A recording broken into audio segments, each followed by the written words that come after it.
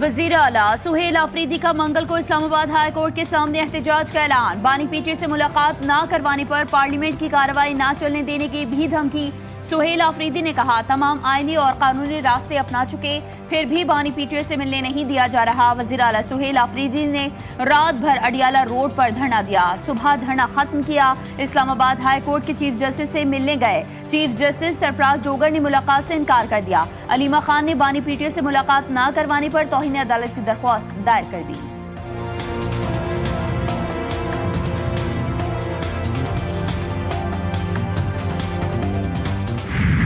Tension इतना level आगे चला गया है पूरी पब्लिक का कि अगर हम इस वक्त इसको रिजॉल्व नहीं करेंगे, इस वक्त जिसमें मैं बोल रहा हूँ तो एक एक्सप्लोजन हो जाएगी। तो हम समझते हैं कि जब तक वो जवाब नहीं आता ये सेशन चलना नहीं चाहिए। सर मिनिस्टर साहब नहीं आते और हमें जवाब नहीं मिलता, हम इस इजलास में अनफॉर्चुनेटली शामिल नहीं हो सकते। बानी पीटीआई से मुलाकात ना करवाने पर सेनेट में हंगामा। पीटीआई अरकान का एहतजाज, अपनी नशिस्तों पर खड़े होकर डेस्क बजाई। बानी से मुलाकात कराओ के नारे लगाए। पीटीआई के सेनेटर जीशान खानजादा ने कहा, बानी से मुलाकात नहीं करने देंगे तो हम इजलास नहीं चलने देंगे। सेनेटर अली जफर बोले, कल भी जवाब मांगा था, आज भी मांग रहे हैं। चेयरमैन सेनेट ने कहा, वजीर कानून को आने दे, वो जवाब देंगे। इजलास पीर को दोपहर 4 बजे तक मुलतवी कर दिया गया। हुकूमत कौमी असम्बली इजलास में कोरम पूरा करने में नाकाम, ऐवान की कार्रवाई मुअत्तल करना पड़ गई।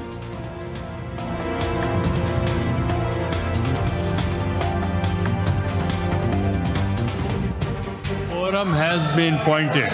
Quorum has been pointed. We are less by one vote, and we adjourn.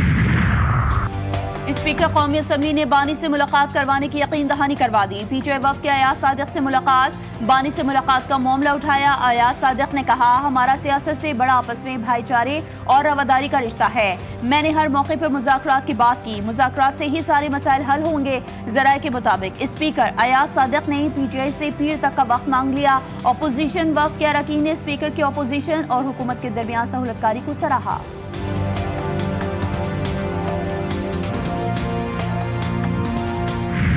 धरने में एक इलीगल डिमांड है कि जी मेरी लीडर से मुलाकात कराई जाए। भाई वो जेल गया है एक मेगा करप्शन केस में, 190 मिलियन पाउंड का मेगा करप्शन केस में सजा याफ्ता एक शख्स है। आप कहने हमारी मुलाकात कराई जाए। जो पाकिस्तान में राइज कानून है वो आपको इजाजत देता है इस मुलाकात की। एक गैर कानूनी डिमांड बार बार रखी जा रही है। ये बेसिकली टिकटॉक हुकूमत है। बानी पीटीआई से मुलाकात का मुतालबा गैर कानूनी है। खैबर पख्तूनख्वा हुकूमत असल में टिकटॉक हुकूमत है। सूबाई हुकूमत की तरजीह धरनों में है।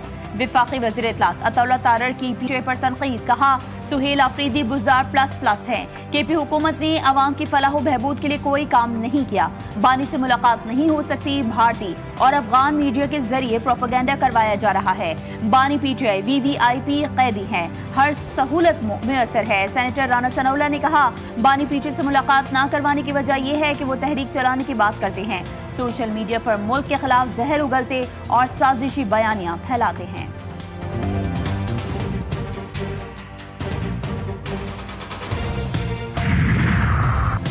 अडियाला जेल जराये का बताना है कि बानी पीटीआई सेहतमंद हैं और जेल आने वाले हर शख्स की मुलाकात करवाई जाती है। हफ्ते में एक बार बुशरा बीबी की मुलाकात भी कराई जाती है। बानी पीटीआई को टीवी और अखबार की सहूलत मुयसर है। हफ्ते में एक बार बाहर से खाना मंगवाने की भी इजाजत है। बाहर से देसी मुर्गे और मछली मंगवाई जाती है। अडियाला जेल की बैरूनी सिक्योरिटी हाई अलर्ट कर दी गई। 12 थानों के SHOs, खवातीन पुलिस अफसर और अहलकार भी तैनात।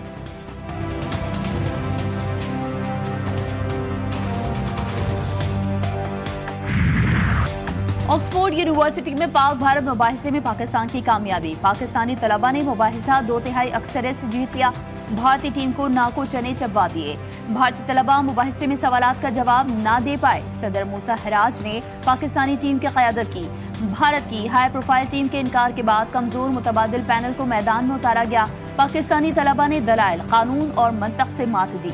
डिबेट हॉल में पाकिस्तानी टीम को 106 और भारतीय टीम को सिर्फ 50 वोट मिले। मूसा हिराज, अहमद नवाज, इसरार काकड़ ने मुबाहिसे में हिस्सा लिया। वाशिंगटन हमले में जख्मी खातून नेशनल गार्ड दौरान इलाज दम तोड़ गईं। अमरीकी सदर की तज़दीक़, कहा 24 साला अहलकार एंड्रू वोल्फ ताहाल अस्पताल में जिंदगी और मौत की जंग लड़ रहा है। फायरिंग करने वाला हमलावर भी शदीद जख्मी। मजीद कहा कि गैर कानूनी तारकीन वतन मुल्क में नए चैलेंजेस पैदा कर रहे हैं और सैन डिएगो में मुख्तलिफ घरों की तलाशी, मुलजिम के घर से मोबाइल फोन्स, लैपटॉप और दीगर डिवाइसेस तहवील में ले ली गई। मुश्तबा मुलजिम के रिश्तेदारों से भी पूछताछ।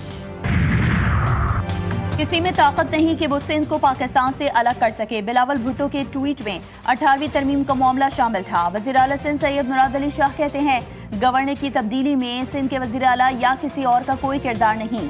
गवर्नर लगाने के लिए हमसे नहीं पूछा जाता। वज़ीर आला सिंध ने पोर्ट ग्रैंड में सिंध क्राफ्ट फेस्टिवल का इफ्तिताह कर दिया।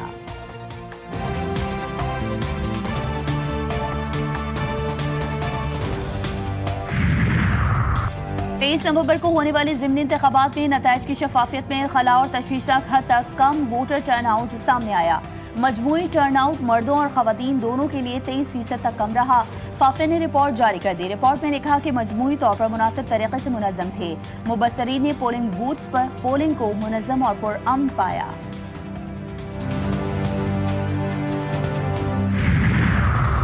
अवाम के लिए बुरी खबर। वजारत खजाना की महंगाई की शरह में मजीद इजाफे की पेशगोई।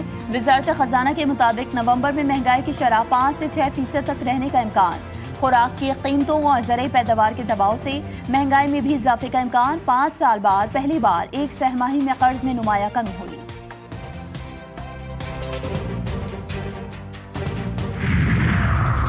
तनख्वाहदार तबके के लिए बड़ी खुशखबरी। वज़ीर-ए-आज़म ने तनख्वाहदार तबके पर टैक्स का रेट कम करने की हिदायत कर दी। चेयरमैन FBR राशिद लंगड़ियाल ने कहा, आइंदा बजट में तनख्वाहदार तबके पर टैक्स का रेट कम करने के लिए काम शुरू कर रहे हैं। बड़ी कंपनियों पर सुपर टैक्स कम करने की भी हिदायत की गई है। बड़ी कंपनियों और कारोबार पर सुपर टैक्स खत्म करने पर आमादा हो गई। सुपर टैक्स खत्म करने का मकसद सरमायाकारी को फरोग देना है।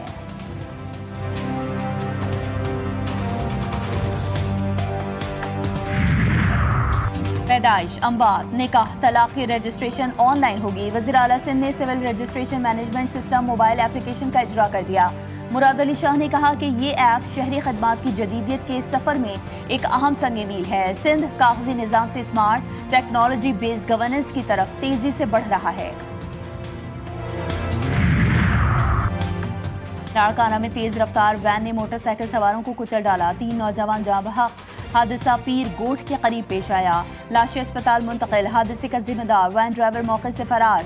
मानसहरा में कार बेकाबू होकर खाई में जा गिरी। खातून समेत 3 अफराद जाँ बहक, 3 जख्मी हो गए। शाम पर इसराइल का शदीद हमला। दमिश्क के मज़ाफ़ाती कस्बे बैतजैन पर गोलाबारी और मिसाइल दाग दिए गए। 13 अफराद जाँ बहक और मुतअद्दिद जख्मी। झड़पों में 13 इसराइली फौजी भी जख्मी। 3 की हालत तशवीशनाक। शाम की वज़ारत ख़ारजा ने इसराइल की दरअंदाजी की सख्त मज़म्मत करते हुए इसे मुकम्मल जंगी जुर्म करार दिया है।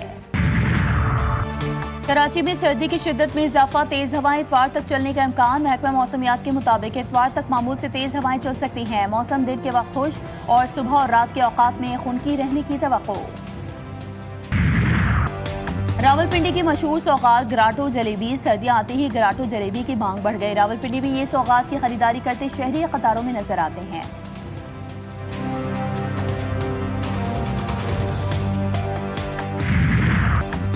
ट्राई नेशन सीरीज की ट्रॉफी कौन उठाएगा? पाकिस्तान फतह का ताज सर पर सजाएगा या श्रीलंका मार का सर कर जाएगा? 3 मुल्की सीरीज के फाइनल में कौमी शाहीन और लंकन टाइगर्स आज आमने सामने होंगे। अहम मुकाबले से कबल दोनों टीमों के कप्तानों ने ट्रॉफी के साथ फोटो शूट भी किया।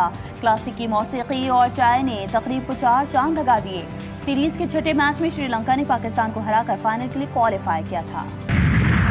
दूसरी आलमी बॉक्सिंग चैंपियनशिप का तीसरा रोज बरतानिया, अर्जेंटीना, अमेरिका के बॉक्सर्स ने अपने हरीफों को जेर कर दिया। वजीर दाखिला मोहसिन नकवी, वजीर खेल पंजाब फैसल अयूब खोखर और पाकिस्तानी निजात बरतानवी बॉक्सर आमिर खान ने खिलाड़ियों की हौसला अफजाई की। पाकिस्तानी टेनिस स्टार एहसामुल हक ने तारीख रकम कर दी। अपना आखिरी ATP टूर्नामेंट खेलने वाले टेनिस स्टार ATP चैलेंजर के फाइनल में पहुंच गए। इस्लामाबाद में जारी मुकाबलों में एहसामुल हक ने साथी मुजम्मिल मुर्तजा के साथ मिलकर तुर्किया की जोड़ी को शिकस्त दी। एहसामुल हक और मुजम्मिल मुर्तजा की जोड़ी किसी भी ATP इवेंट का फाइनल खेलने वाली पहली पाकिस्तानी जोड़ी बन गई। फाइनल में एहसामुल हक का मुकाबला सीड 4 जमहूरिया चेक के जोमेन पॉलॉन और कजाकिस्तान के डेनिस यसर से होगा। और मारूफ शायर और नगमा निगार फयाज हाशमी को बिछड़े 14 बरस बीत गए। फयाज हाशमी ने पाको हिंद दोनों फिल्म इंडस्ट्री में काम किया। फयाज हाशमी ने 500 के करीब फिल्मी गीत तहरीर किए जो आज भी सुनने वालों के कानों में रस घोलते हैं।